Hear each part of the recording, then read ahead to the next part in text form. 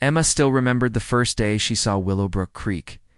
It had been spring, and the water glimmered in the sunlight like liquid glass, weaving through a corridor of green willows that bent over as if whispering to each other.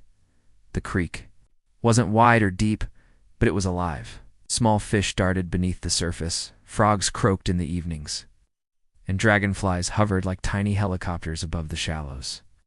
On summer nights, the babbling current became the background music to her life. She'd sit on her porch with a cup of tea and watch the fireflies light up along the bank. The creek was a constant old, steady friend. That was before the HOA came. The Willowbrook Homeowners Association, established to preserve property values and ensure aesthetic excellence, had been growing more ambitious in recent years. The older homes along the creek, quaint, modest cottages like Emma's, were slowly being outnumbered by sprawling multi-million-dollar builds. The new residents wanted manicured lawns, stone fountains, and backyard kitchens with built-in pizza ovens. They wanted to look out from their patios and see pristine landscaping. Nothing unpredictable. In their eyes, the creek was a problem.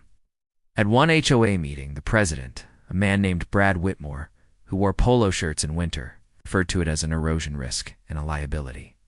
The murmurs of agreement from the new homeowners drowned out the quiet protests of the few old-timers who still attended those meetings. Emma didn't go to that meeting, but she heard about it from her neighbor, Mrs. Alvarez, the next day.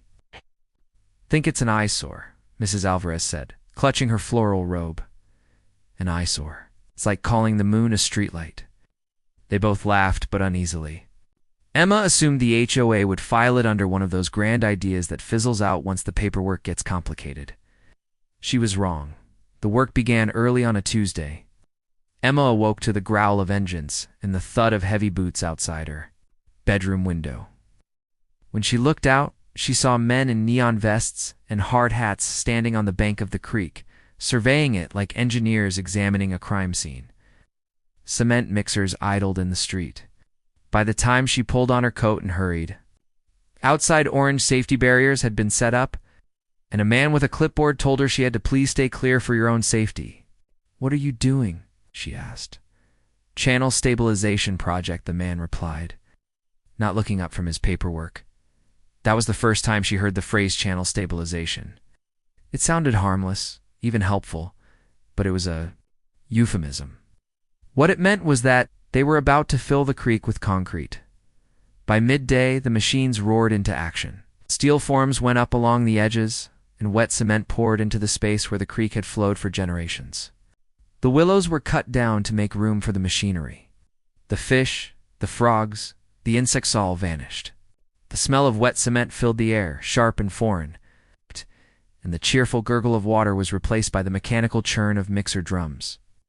Emma stood at the edge of her property, watching the living waterway suffocate beneath a layer of gray sludge. The work went fast. Too fast.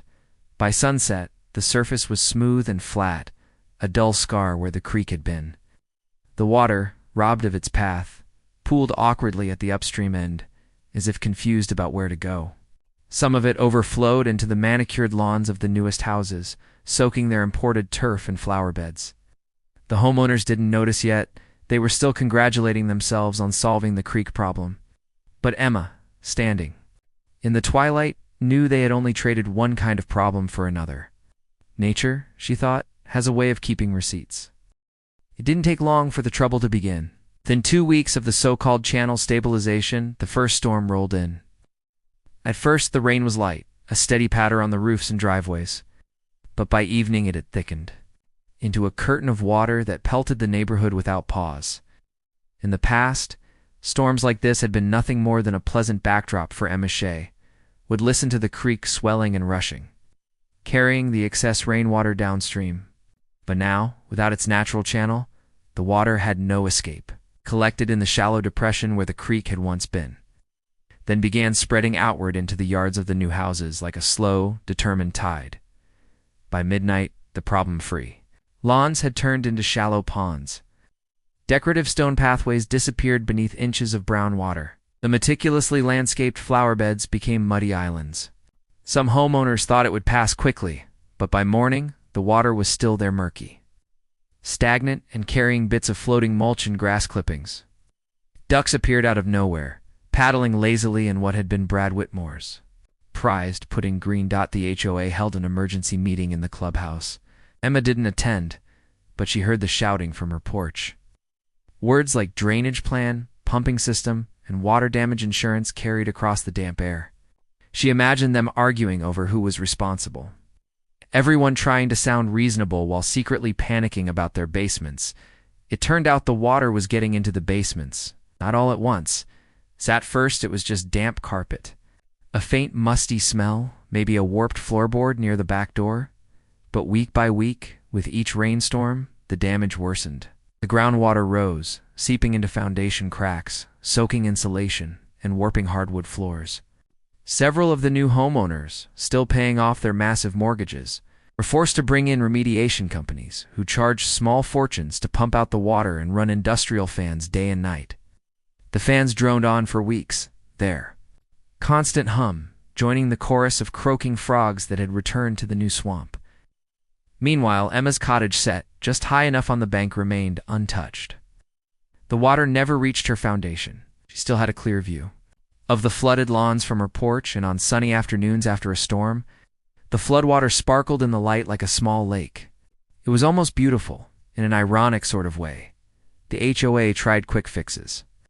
First came a network of pumps, which were meant to drain the water into the storm sewer, but they clogged dizzily, choked by leaves, grass, and the occasional confused fish that had been swept in from somewhere upstream.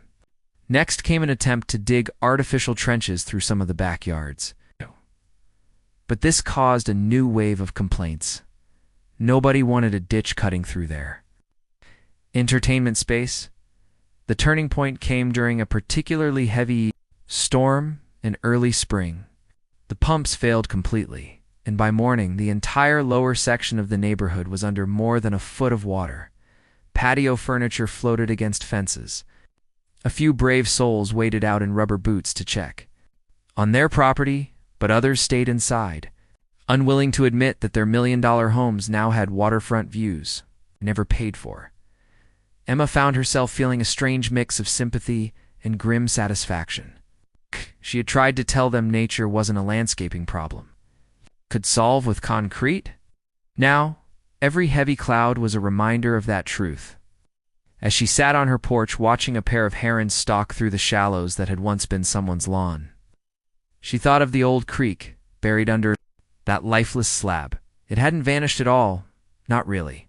It had just shifted, adapted, and found a way to come back.